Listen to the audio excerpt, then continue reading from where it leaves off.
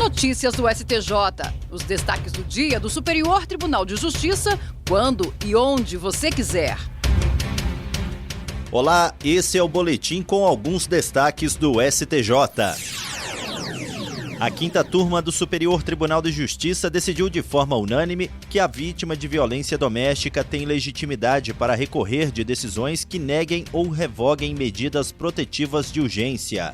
Com esse entendimento, o colegiado reformou decisão do Tribunal de Justiça de Goiás, que havia negado esse direito com base no artigo 271 do Código de Processo Penal, sob a alegação de falta de previsão legal específica.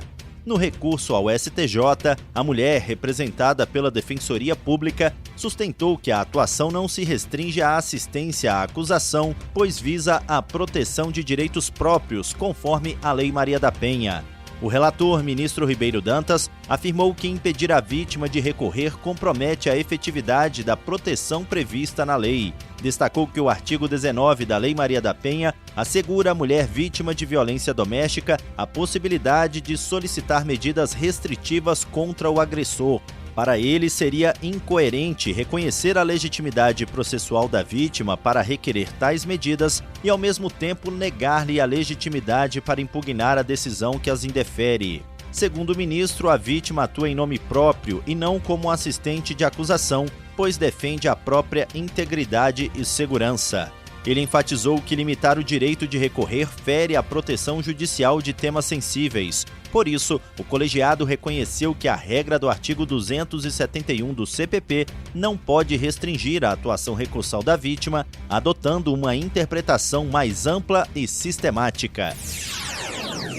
A terceira turma do Superior Tribunal de Justiça decidiu que créditos representados por cédula de produto rural vinculados à Operação Barter não se submetem à recuperação judicial, mesmo quando convertidos em cobrança por quantia certa devido à não entrega dos grãos.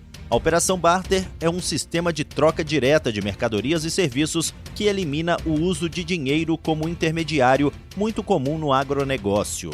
Com essa decisão, o colegiado reformou o entendimento do Tribunal de Justiça de Mato Grosso, que havia considerado o crédito concursal por ter sido firmado antes da Lei 14.112 de 2020.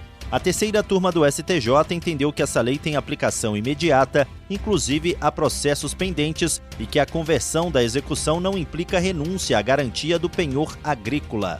O relator, ministro Ricardo Vilas Boas Cueva, destacou que a Lei 14.112 de 2020 visa dar segurança jurídica ao agronegócio, excluindo expressamente cédulas de produto rural físicas e operações barter dos efeitos da recuperação judicial, salvo casos de força maior ou caso fortuito. Segundo ele, não há conflito entre a Lei de Recuperação Judicial e Falência e a Lei da CPR, pois o artigo 11 da Lei 8.929 de 1994 é uma exceção expressa à regra geral da Lei de Recuperação Judicial e Falência. O ministro explicou que, na falta de entrega do produto, é legítimo que o credor receba o valor em dinheiro, sem que isso implique perda da natureza extraconcursal do crédito. Caso contrário, o devedor poderia manipular a situação e impedir o adimplemento da obrigação. Por fim, afirmou que, embora a cédula de produto rural tenha sido emitida em 2018, a classificação do crédito ocorreu após a vigência da nova lei, devendo esta ser aplicada integralmente. A primeira sessão do Superior Tribunal de Justiça decidiu que o contribuinte individual não cooperado tem direito ao reconhecimento de tempo de atividade especial após a Lei 9.032 de 1995, desde que comprove a exposição a agentes nocivos.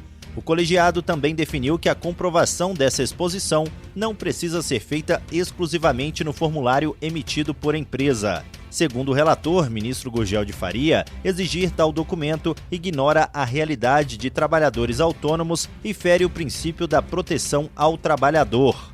Esse entendimento foi firmado em julgamento realizado sob o rito dos recursos repetitivos, tema 1291.